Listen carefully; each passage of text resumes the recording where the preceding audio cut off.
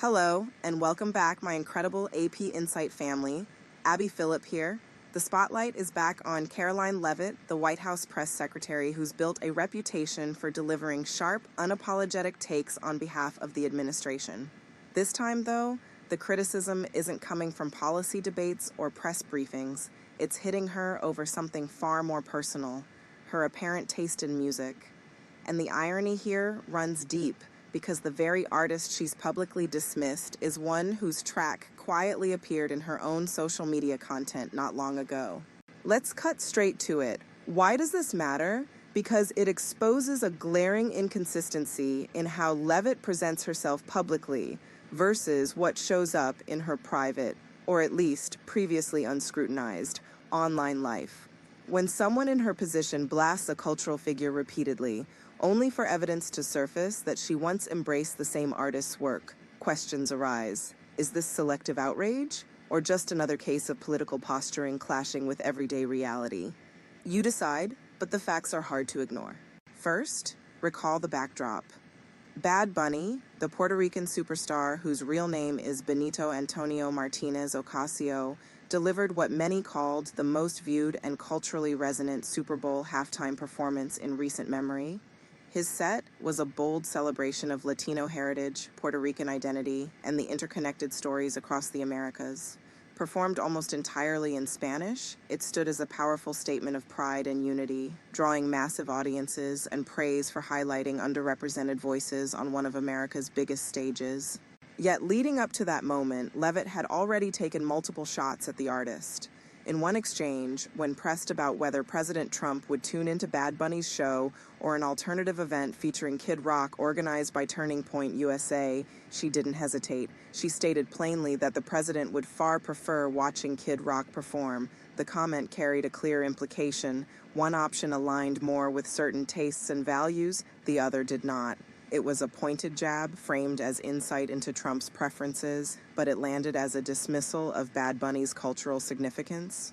Then came the Grammys, where Bad Bunny used his acceptance speech for Best Musica Urbana album to call out ICE, Immigration and Customs Enforcement, with a direct ICE out declaration. He highlighted concerns over immigration enforcement practices and advocated for immigrant rights. Leavitt responded swiftly and forcefully in a press setting. She described the remarks as ironic and deeply unfortunate, pointing out that celebrities living behind gates, guarded by private security and backed by substantial wealth, were now attacking public servants who enforce federal laws. She argued these same voices had stayed largely silent during earlier border policies under previous administrations, when tragic incidents occurred involving individuals who crossed unlawfully. Cases like the killings of young women such as Jocelyn Nungaray and Laken Riley, which she referenced to underscore what she saw as inconsistent outrage.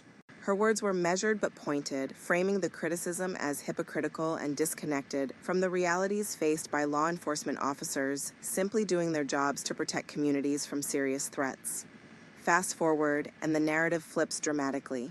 Social media users digging through archives spotted something undeniable. In a New Year's Eve Instagram post wrapping up 2025, Leavitt shared a personal montage of highlights, family moments, professional milestones, Oval Office scenes, and more. The video played over a music mashup, and right at the opening, one track stood out clearly, DTMF by Bad Bunny. That's right, the artist's biggest streaming hit on Spotify, a song that's dominated charts worldwide. The clip, titled Something Along the Lines of a Year-End Recap, featured that unmistakable sample within seconds. Internet observers didn't let it slide. Comments flooded in, with many calling out the contradiction. How could someone who had repeatedly criticized the musician then use his music to soundtrack her own reflections? Phrases like, "she low-key loves him," started circulating, alongside jokes about hidden fandom and the internet's long memory.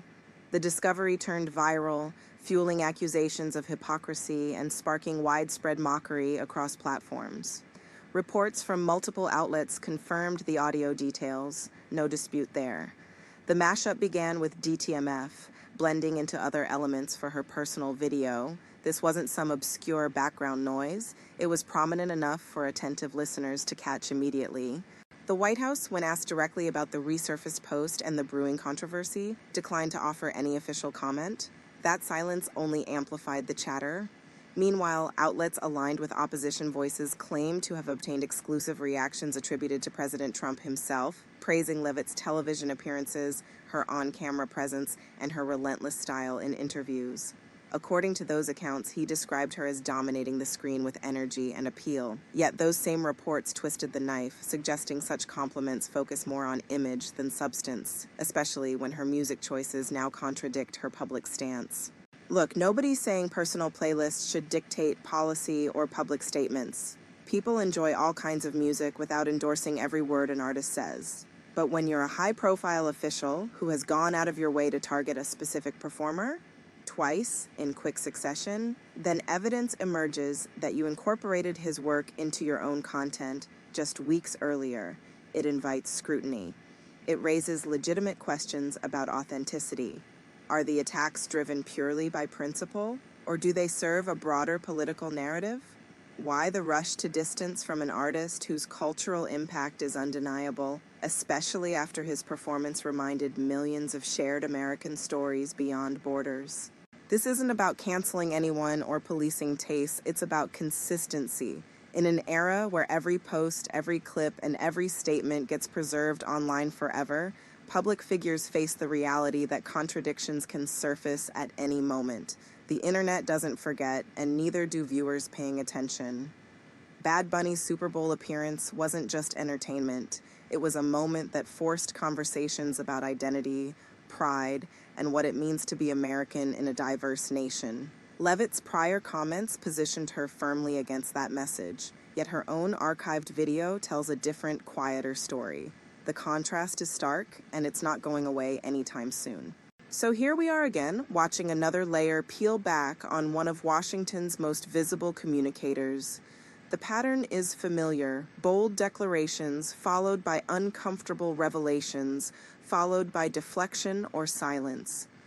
Whether this changes anything in how Leavitt operates remains to be seen, but one thing is clear: the scrutiny isn't letting up. This is investigative reporting at its core, holding power to account no matter how small the spark. If you're tired of filtered narratives from mainstream outlets, stick around. We keep digging where others won't. Drop a like if this breakdown hit the mark, subscribe for more unvarnished analysis, and share it with anyone who needs to see the full picture, because exposing these inconsistencies isn't just commentary, it's part of pushing back against the spin. Until next time, stay sharp. Hello and welcome back, my incredible AP Insight family. Abby Phillip here.